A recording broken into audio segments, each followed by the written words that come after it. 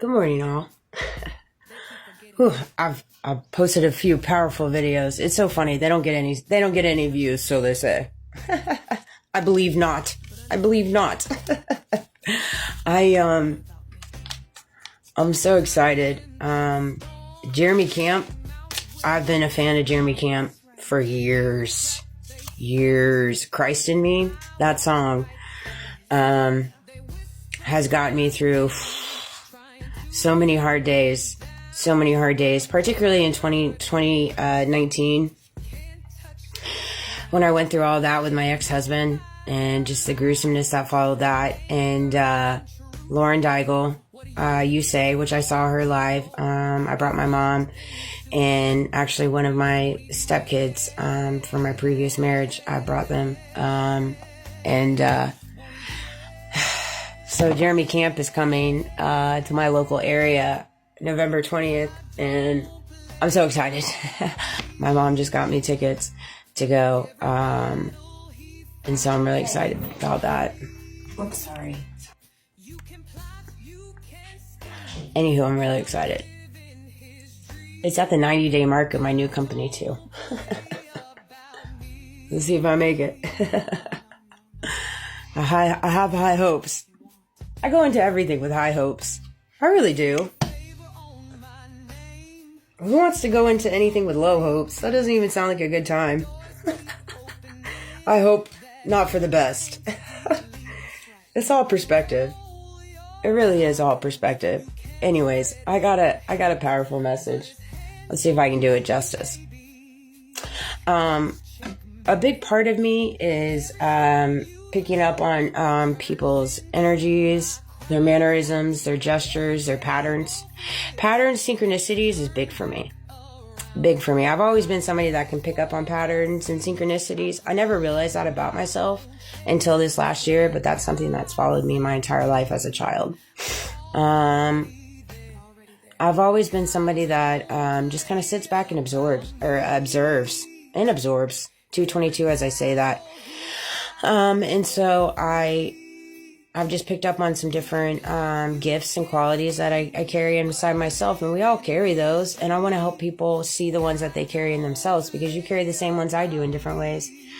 And I think when you connect with yourself is when you can start picking up on lack of eye contact, looking down, hand gestures, unique symbols, redirecting conversations based off ego, diversion, deflection, and so those are all things that I've learned how to take away based off everything that I've walked through. And so these are little nuggets that I want to share with everybody, to where everybody can start being aware of their surroundings, the reality and conversations that they hold.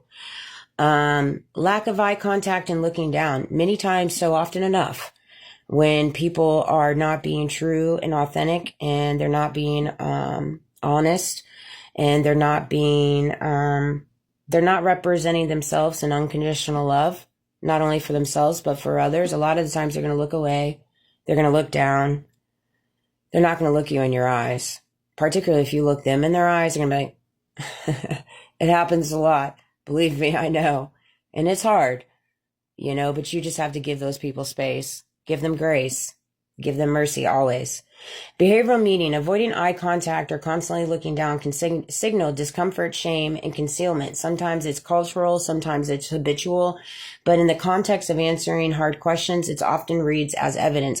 When you watch news and you watch interviews, no matter who it is, and I'm saying this, there's an underground meaning behind this. I hope those can pick up on it. No matter who it is, look at what they're doing. Look at how they're moving. Look how they're operating. Truly listen to the conversation that's being presented to you. Because so often enough, they look down, or they sit like this. They sit like this. Right? Because it's a tick. It's a nervous tick inside them. I'm telling you, it is. When I tell you, I'm telling you. It is, right? The eyes of the Lord are everywhere, keeping watch on the wicked and the good. And see, that's the thing. That's the thing. Proverbs 15:3. Eyes are seen as the lamp of the body. Matthew 6:22. When someone cannot meet another's gaze, it may spiritually reflect hidden motives or inner conflict. See, a lot of people just don't want to recognize that God is here. God resides in all of us, right? And so based off the choices that you make while you're here on earth is where you pick up these nervous tics. And you might not want to see it. You might not want to recognize it, but it is the truth. And so often enough, based off the choices and the seeds you sow is why you carry these tics, why you carry the mannerisms of the wicked, but not realizing the wicked resides in you. Even if you carry somewhat of a postured heart, but you're kind of on the in-between, like you can't straddle the fence on both sides and consider yourself good, but do evil things in the back. You can't consider yourself a religious person while stepping on your brothers and sisters. Like you can't do that. You can't straddle the fence on both sides. And so these are where these nervous tics come in. And so I hope this video resonated. This is not me calling out shade because I've been there before. You know, when I lived of the world, I've lived of the worldly things. I lived of the conditioning of the world and what the world told me I had to be like. I carry these nervous tics too. You know, you become ingrained in the systematic ways of what you have to do to make something of yourself. And when you become ingrained in that, there's little nuggets of your soul that you lose along the way. And you just do. And it's in the career field that you hold. It's in your personal life. It's in your friendships. It's in all of the different things that are transpired within whatever it is you do that you walk through. And I hope this video resonated and is resonating. Hand gestures, snake eyes, and repetitive symbols. I've been picking up on hand gestures very much lately. Very, very much. There's so many things deep rooted. They literally do right in front of our face. It's crazy. Exaggerated hand movements can be used to distract, dominate, and signal control. Repeated unusual shapes may not always be intentional, but they become symbolic and hidden agendas when seen often. Like this. Your hands like this.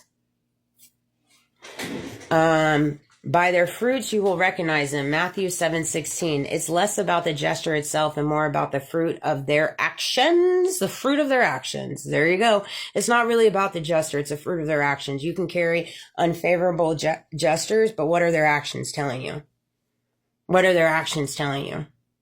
Are they truly standing up to corruption? Are they truly standing up to deceit? Are they truly standing up to the things that they're saying they're going to do? Is what they're saying they're going to do aligning with the true actions?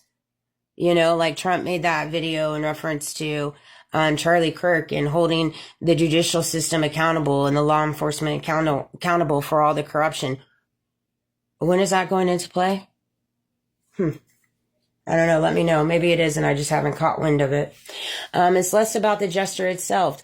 Representing a snake-like symbolism can be interpreted as a reflection of deceit, manipulation, aligning with biblical imagery of the serpent or deceiver. Genesis 3:1. Redirecting conversations to ego. My golly, big jolly, this is a big one. This is a big one. Anytime you see a conversation being upheld, and all of a sudden it gets redirected and they then take the conversation and turn it around to them, that is redirection of conversation ego, straight up. Behavioral meeting, instead of answering directly, the person shifts the self-praise, grievance, and distraction. That's a classic manipulation tactic known as deflection. At its finest, pride goes before destruction, a haughty spirit before the fall. Proverbs 16:18. Redirecting ego reveals pride, resistance to accountability. Spiritually, this signals a heart move focused on self-glory than truth. And you have to recognize that too when you watch all these TikToks, whether it's in the spiritual community, tarot card readers, this and that. Like you can see a lot of redirection happening right now in different ways. If they're like, hey, look at my platform and what I have here, that's redirecting. You don't need to say those things. You don't need to say those things. You just don't. Even if people call out lies on you, you don't need to say nothing. What do you have to prove? Nothing. If you walk in your truth, you have nothing to prove. You let those things fall out the way that it does. So you have to be very, very mindful of the things that you are intentionally receiving. Because there's a lot of cookie cutter things and a lot of things being spoon fed to us right now. And so be very, very mindful when you watch the news, when you're on TikTok, when you're on YouTube, when you're on all these different platforms. You know in your gut if you're receiving true genuineness Allow your gut and your intuition to guide you.